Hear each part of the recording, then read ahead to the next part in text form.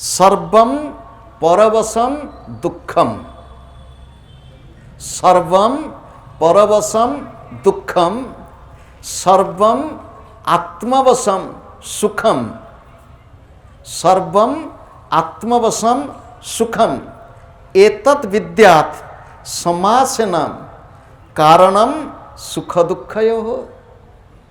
एतत् विद्यात् समासेन कारणम सुख दुःखयोः। सर्वं परवशं दुःखम, पर अधीन पराधीन रहिबा होछि दुःख। सर्वं आत्मवशं सुखम। एठी यही श्लोकटी को टिके बुझीदेवा क्या अवश परवश भल करी बुझीबा पाई। भारतवर्ष एक समृद्धिशाली राष्ट्र थिला। भारतवर्ष केवल धर्म जगत रे समृद्धता नुह, भौतिक जगत रे मध्य समृद्ध थिला। जो भारतवर्ष रे हाथ रे बुणुथिबा तंती माने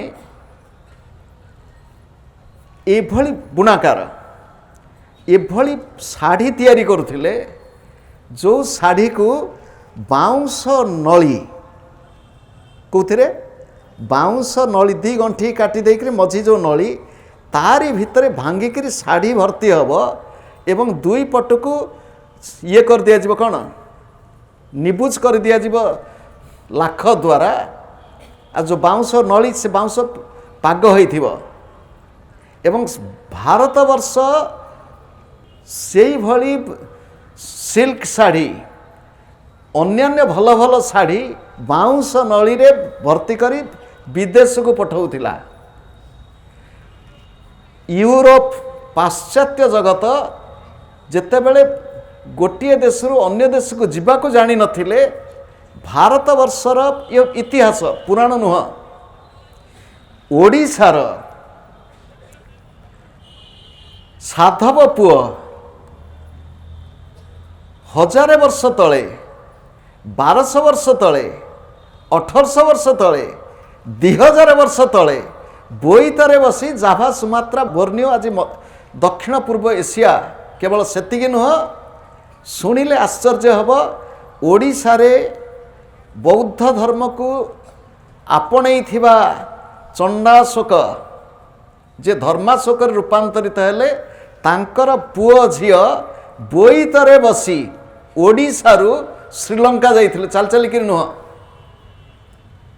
श्रीलंका रे बौद्ध धर्म प्रचार करिथिबा महेंद्र संघमित्रा अशोकंक पुओ ओडिशारू बोईतरे ख्रीष्टपूर्व 260 जो समय पाश्चात्य जगत रे जहाज वाणिज्य जानी नथिले, सेई देश सेई जातिर की दुर्गति हो गला।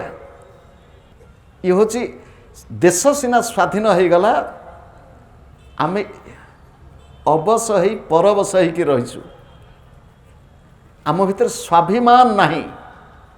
ये हला बाह्य जगत रे कल्पना करंतु आमर केते प्रकार पिठा, केते प्रकार तीयण भजा तरकारी, केते प्रकार व्यंजन। खाली सेतिकी नुह, जदिओ टिके विषय अन्य आड़ को जाउची टिके आपनको सूचना पई कहि दउछु। भारतवर्ष कृषि प्रधान देश। भारतवर्ष रे कृषि सहस्र सहस्र वर्षर कृषि। भारतवर्षर गो संपद सहस्र वर्षर सुरक्षित गो संपद। पाश्चात्य विज्ञान मध्य स्वीकार करछि भारतवर्ष होछि प्रथम देश जोठी गोमाता को घरे रखी माने सेवा करने आरंभ कले। आम देश रे खाद्य संकट देखादेला। खाद्य संकटर कारण कौन अनुध्यान न करी खाद्य संकट को समाधान करने पाई आम देशर माटी, आम देशर चाषी, आम देशर परिवेश को विचार को न नहीं आम संपूर्ण रूप से पाश्चात्य विद्या को अनुकरण करी कृषि विश्वविद्यालय रे पढ़ुथिबा लोक जे सीधा सड़क चाष करने कौन जानती नहीं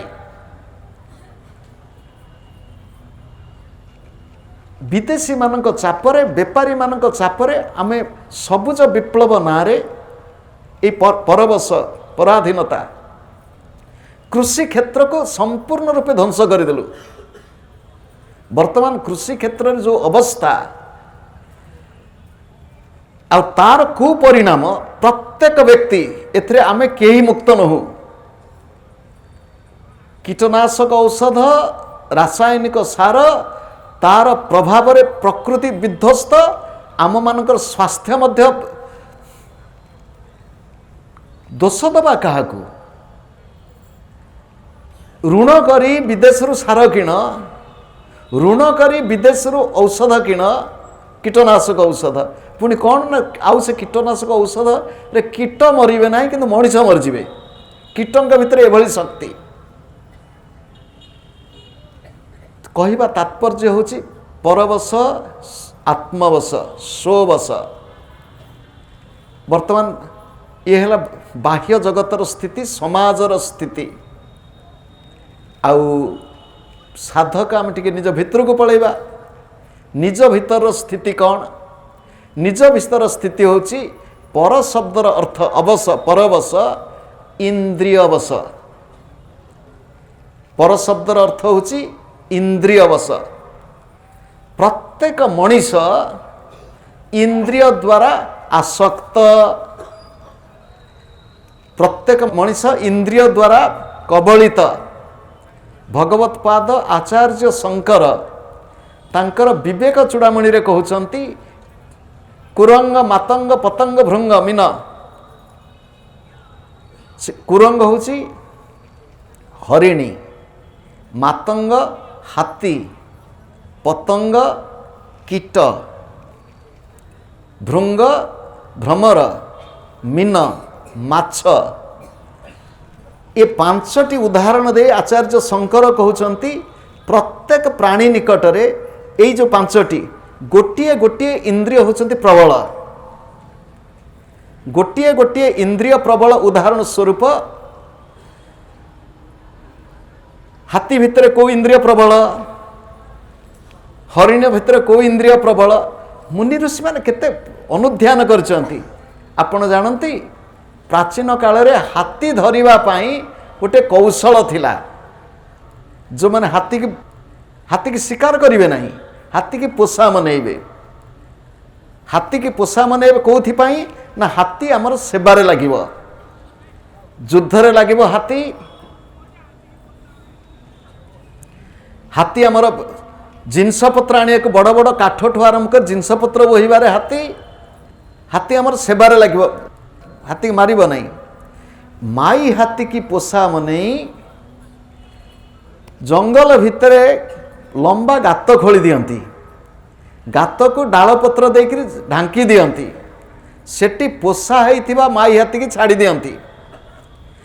पोषा होइथिबा माई हाथी डाके डाक पकाए निज निज भाषा ओडिया गोटे ढक अच्छी बंश मरा डाहुक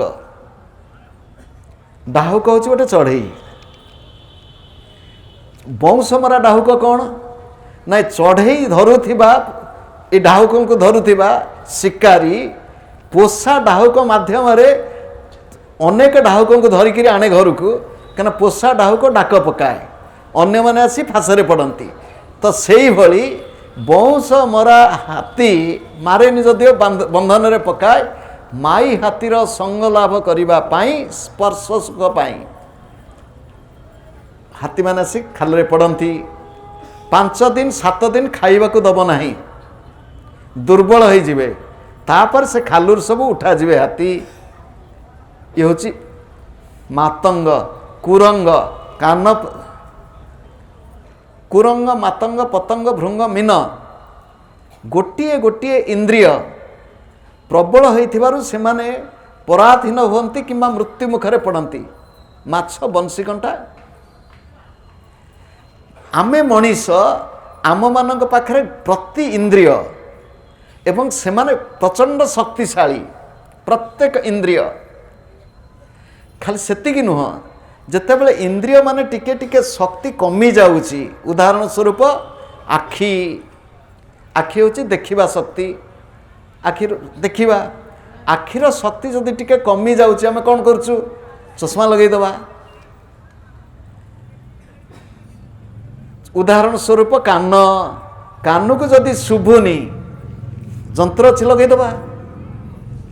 उदाहरण स्वरूप दांत दांत जदि खसी पड़ाणी आजिकल सब दांत लगे दौचु कृत्रिम दांत। इंद्रिय माने शिथिल हो गला पर मध्य ये तो हूँ कम बयस आजिकल छोट छोट पिला चश्मा लगे 3 वर्षिया छुआ मु पचारि जन को 3 वर्षिया छुआ को चश्मा छुआ आखि परीक्षा केमती होची आधुनिक परीक्षार सब जना पड़ जाऊँ छोट पिलार मध्य आखि खराब आ छोट पिलार आखि कहीं खराब होची शुण छोट पिलार आखि खराब माँ आखि खराब माँ आखि खराब अनेक समय देखा जाए माँ माने मध्य आखिर जत्न नियंती नाही ठीक भाव में खाद्य खाती नाही जहाँफल छोट पिला उपरे मध्य प्रभाव पड़े। तो शरीर एपरिकी इंद्रिय सुख पाई इंद्रिय जितेबाला कर्मक्षमता हरौचंती से कर्मक्षमता बढ़ाइया लोक मैंने चाहते किमिति मोर कर्मक्षमता बढ़ंता। अद्भुत मनीष अद्भुत विचार अद्भुत विकार। परवश शब्दर अर्थ होची इंद्रिय मानक वश अवश शब्दर अर्थ होची परवश तार विपरीत होची आत्मवश। जो श्लोकटी कहलु सर्वम परवशम दुखम सर्वम आत्मवशम सुखम। जे इंद्रिय मानक वशरे रहिबो दुख पराधीन है जे रहिबो दुख। स्वाधीन स्वाधीन अर्थ स्वेच्छाचारिता नुह। छोट पिलाटी घरे रोहुतिला बापा माँ का आकटरे कुआडे गले बापा माँ पचारुथिले कुआडे गलु काहेकि डेरी हैला बुलुनी बाहर बापा माँ कहउथिले जेतेबेले टिके बड़ हो गलु सेतेबेले हुए तो पढ़िबा पई आमे बाहर को गलु टिके स्वाधीनता मिलगला। से स्वाधीनता को जदि आम ठीक भाव में व्यवहार न करूँ आम जदि स्वेच्छाचारी हो मो इच्छा है गली मो इच्छा है ये गली स्वेच्छाचारिता स्वाधीनता अर्थात स्वेच्छाचारिता नुहे आत्मवश निज मन को निज इंद्रिय को संयत करी जी न करि पारिबो से दुखरे रहिबो जी निजको टिके संयत करि पारिबो से सुखरे रहिबो। एवं विद्यात् समासेन लक्षणम सुख दुःखयोः। सुखर जदि चाहूच आत्मवशे रुह। वर्तमान भगवान कहउचंती कार्यते ह्यवश कर्म सर्व प्रकृतिजैर गुणैः। व्यक्ति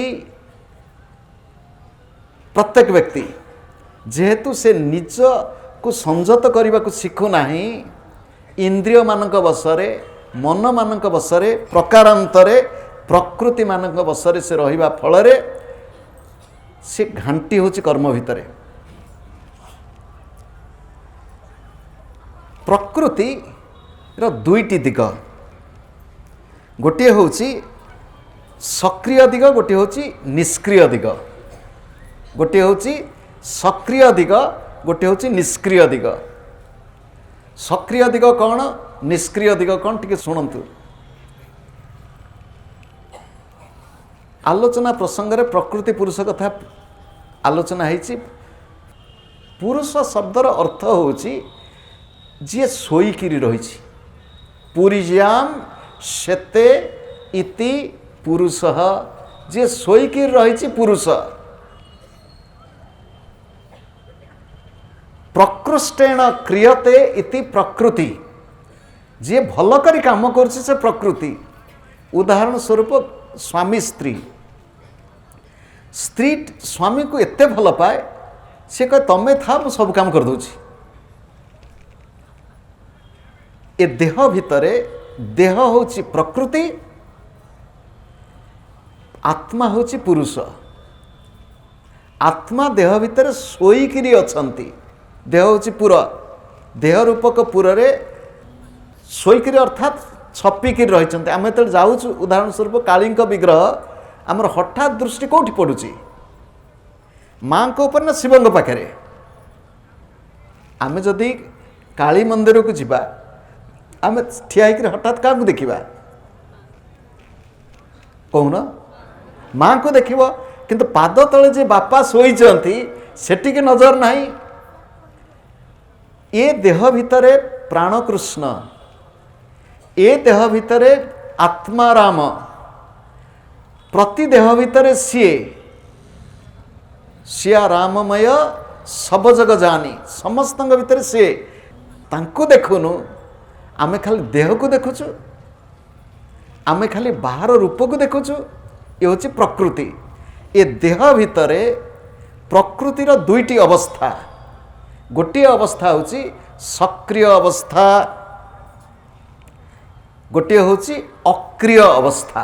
प्रकृतिर सक्रिय अवस्था अर्थात वर्तमान आमर प्रकृति सक्रिय अवस्था रे अछि। मुख सक्रिय, दृष्टि सक्रिय, मोर हाथ भी भंगी से मध्य सक्रिय, श्रवण शक्ति सक्रिय, मन शक्ति विचार शक्ति सक्रिय। वर्तमान शक्ति सक्रिय अवस्था रे अछि, प्रकृति सक्रिय अवस्था रे अछि।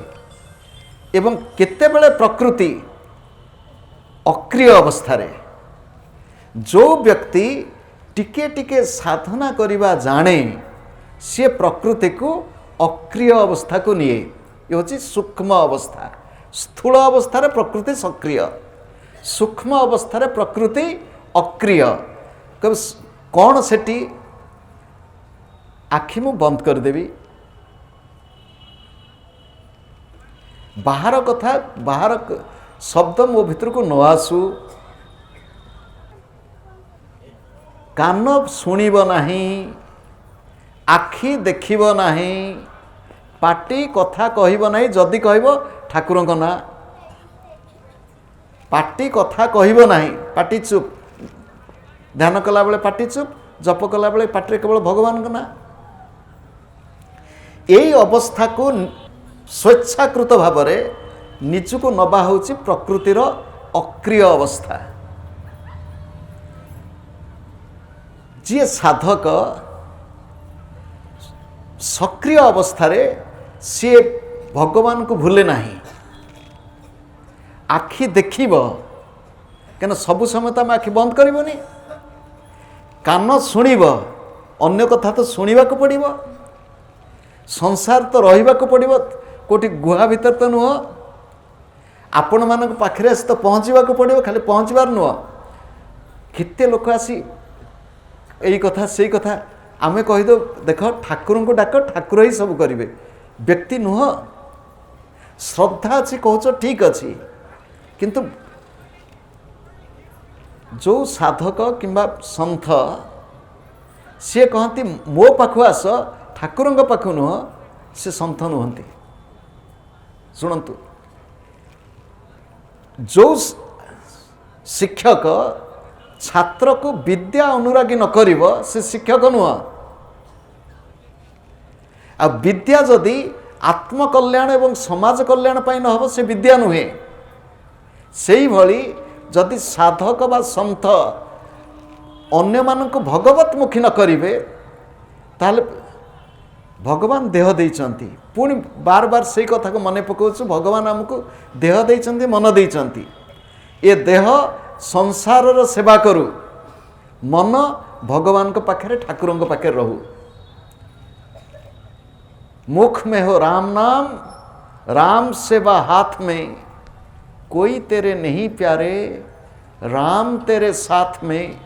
निर्विवाद धन्यवाद राम नाम कहिए, निर्विवाद धन्यवाद श्री कृष्ण नाम कहिए। जाही विधि राखे राम, ताही विधि रहिए। भगवान हाथ देइचंती। मो गुरुदेव कहती बापा भगवान इंद्रिय देना आम मान कष्ट दुख रे पकैया पाई। भगवान इंद्रिय देइचंती, आखि कहीं देइचंती तांको रूप को देखिया पाई।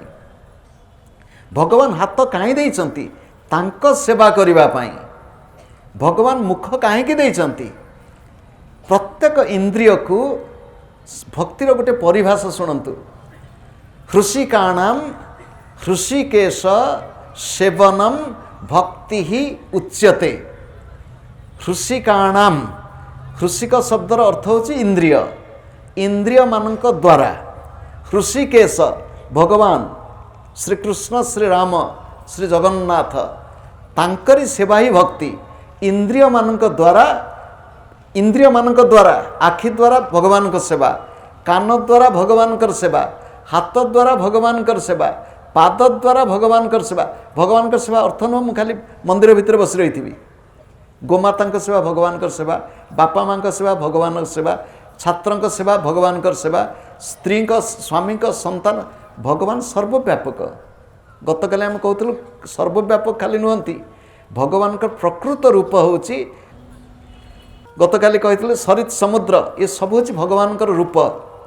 सरित समुद्रानी हरे शरीरम गतकाली आलोचना करछे। वर्तमान एतिकिरु पुणी थरे पूर्ण श्लोक को चली आसवा। अर्जुन कौन सी व्यक्ति कर्म न करी क्षीणे मात्र रही पारे नाही। तीनोटी कर्म निरंतर चलीची देह भितरे, श्वास, रक्त संचालन, हृत्पिंडर गति एवं खाद्य परिपाक। ये स्थूल मन भितर चिंता मध्य अहरह चलीची। प्रत्येक व्यक्तिर इंद्रिय से मध्य सब कर्मशील। देह स्थूल शरीर को नहीं आमे काम करुचु, सूक्ष्म शरीर मन को नहीं आमे काम करुचु, कारण शरीर ज्ञान अज्ञान को नहीं आमे क्रियाशील। अर्जुन प्रत्येक व्यक्ति प्रति मुहूर्त रे जेकोसी अवस्था थिले मध्य से काम करुअछि। तेणु अर्जुन काम न करी जीवु कोठी की काम करिया पड़िबो। एठी देखंतु टिके साधनार तत्व। जो व्यक्ति निजको सबु बेले सक्रिय एवं सक्रिय सहित सचेतन न रखे से साधक हो पारिबो नाही। सबु समय सक्रिय एवं सचेतन। मोर गोटे कथा जड़े हिमालयर सन्थठू शुणी कम बयस रे युवक अवस्था रे सी कहते बेटा व्यस्त रहो और मस्त रहो। अर्थात सबु समय निजको कौन से काम लगे रख। मन को छाड़देले मन एपट सेपट जीव। सात्विक राजसिक तामसिक कथा कहूँ ना। साधक एकुटिया रहिबा उचित नुह। साधक स्वतंत्र नुहे। साधक अर्थात साधु सन्त केवल नुह, निजे साधना करथिले बेले परिवार भितर रुह। परिवार होची गोटे बाड़। समस्त नजर रहिबो। किए कोड जदि भूल बाटर जाउथिबो अन्य मान देखिदेवे। जदि उदाहरण स्वरूप पाठ पढ़ा ना रे पुओटे हो झीटे हो एठू जाई दिल्ली रे रहिला से देखिबा किए अछि। निजे को निजे यदि न जगिबो तेणु सेइथि पई सबु बेले अन्य मानक साथी रे जो मान जदि भल सांगटिए मिल गला तल खराब सांग बहुत मिल जिवे। सेइथि पई जतल से कहउचंती बेटा व्यस्त रहो मस्त रहो आउ एकुटिया रुहनी, एकाठी रुह। आपण के भगवत गीता रे कहाइछि विविक्त देश सेवित्वम अरतिर जनसंसदी। एकांत जगार रुह, लोकंक संगे संपर्क रख नहीं। आपण कहउचंती सेठी जो साधकों कथा कुआइछि सी अत्यंत उच्च कोटिर सत्व भावापन्न साधकों कथा। जी प्रकृत में सात्विक गुणयुक्त से जोठी रहिले भी जहाँ भितर से ही भली शुद्धता दृढ़ होकर अच्छी से जोठी रहिले भी तांको भजन चलिबो, तांको पई असुविधा नहीं। किंतु आमे साधारण हुए तो आमे घरे थाऊ किंबा आश्रम रे थाऊ, आम भितरे ये रजगुण तम गुण हमको टाणिबो। कहवा तात्पर्य होची जे आम मानू साधक हवाक पड़ो। अर्जुन को ये भगवान कहते प्रत्येक व्यक्ति कर्म करुची एवं जी प्रकृतिर बस ଯାହାର ନିଜ ମନ ନିଜ ଇନ୍ଦ୍ରିୟ ନିୟନ୍ତ୍ରଣରେ ନାହିଁ ତାକୁ ପ୍ରକୃତି ଟାଣିକିରି ଏଠି ସେଠି, କାରଣ ମନ ତ କହିବ ତୁ ଚାଲ, ମନ କହିବ ଚାଲ ଏଇଠିକି ଚାଲ, କାରଣ ମନ ଅନେକ ପ୍ରକାର ତୁମକୁ ବୁଲେଇ ବାଲେଇକି ବୁଝେଇ ଦେବ ଚାଲ। ଆଉ ଯିଏ ମନ ଫାନ୍ଦରେ ପଡ଼ିଲା ମଲା, ଯିଏ ମନ ଫାନ୍ଦରେ ପଡ଼ିବ ମରିବ। ମୁଁ ମନ ଫାନ୍ଦରେ ପଡ଼ିବି କି? ଅର୍ଜୁନ ପ୍ରକୃତିଜୟୀ ହି ଗୁଣୈ ହି, ପ୍ରକୃତିଜାତ ଗୁଣମାନଙ୍କ ଦ୍ୱାରା, ସତ୍ୱରଜତମ ଗୁଣମାନଙ୍କ ଦ୍ୱାରା ଅବଶ ହେଇ ପ୍ରତ୍ୟେକ ଜୀବ କର୍ମ କରିବାକୁ ବାଧ୍ୟ ହୁଏ, କର୍ମ କରିବାକୁ ବାଧ୍ୟ ହୁଏ, କିନ୍ତୁ ସାଧକ ସେଥିରୁ ମୁକ୍ତ ହୁଏ। ସାଧକ କେମିତି ମୁକ୍ତ ହେଇଯିବ? ଯିଏ ଭଗବାନଙ୍କୁ ଭଲ ପାଏ, ଯିଏ ଭଗବାନଙ୍କୁ ନିଜର ଆପଣାର ବୋଲି ଭାବେ। ଏ ସଂସାରରେ ସମସ୍ତେ ଭଲ, ବାପା ମା ଭଲ, କିଛି ମନ୍ଦ ନୁହଁ, କିନ୍ତୁ ଯଦି ବାପା ମା ସାଧନ ପଥରେ ନ ନେଇ ଯଦି ଅନ୍ୟ ପଥକୁ ନେବେ, ହିରଣ୍ୟକଶ୍ୟପ ଭଳିଆ ହେବେ, ତ କ'ଣ କରିବ? ତ ନିଜ ଜୀବନକୁ ଗଢ଼ିବାର ଦାୟିତ୍ୱ ଆମର, ନିଜ ମନକୁ ସଜାଡ଼ିବାର ଦାୟିତ୍ୱ ଆମର, ନିଜ ମନକୁ ନିଜ ଜୀବନକୁ ଗଢ଼ିବା। ଏବଂ କେବଳ ସେତିକି ନୁହଁ, ନିଜ ଜୀବନ କେବଳ ମୋ ପାଇଁ ନୁହଁ, ସ୍ୱାମୀ ବିବେକାନନ୍ଦଙ୍କର ବାଣୀ, ଆତ୍ମନୋ ମୋକ୍ଷାର୍ଥମ୍ ଜଗତ୍ ହିତାୟ ଚ, ନିଜର ଆତ୍ମବିକାଶ। ମୁଁ ଯଦି ପାଠ ପଢ଼ୁଛି ଭଲକରି ପାଠ ପଢ଼ିବି, ଚରିତ୍ର ଠିକ୍ ରଖିବି, ଚାକିରି କରିବାକୁ ଅଛି ଭଲ କରି ଚାକିରି କରିବି, ଭଲ କାମ କରିବି, କିନ୍ତୁ ନିଜର ମଙ୍ଗଳ ସହିତ, ନିଜ ପରିବାରର ମଙ୍ଗଳ ସହିତ ଜଗତର ମଙ୍ଗଳ କଥା ଭାବି